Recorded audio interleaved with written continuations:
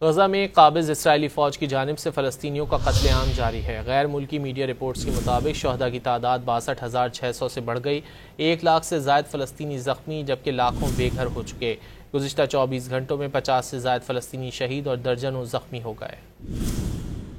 برطانیہ اور فرانس سمیت 23 ممالک نے غزہ جنگ فوری طور پر بند کرنے کا مطالبہ کیا ہے۔ ان ممالک نے غزہ کے لیے اسرائیل کے امدادی منصوبے کو بھی مسترد کر دیا ہے۔ کہا کہ اس سے فلسطینیوں کو مزید مشکلات ہوں گی۔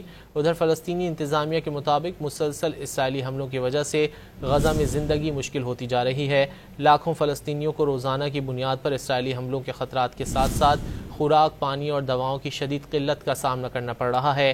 امدادی خوراک کے مراکز پر راشن کے لیے جمع لوگوں پر اسرائیلی حملوں نے صورتحال مزید سنگین بنا دی ہے۔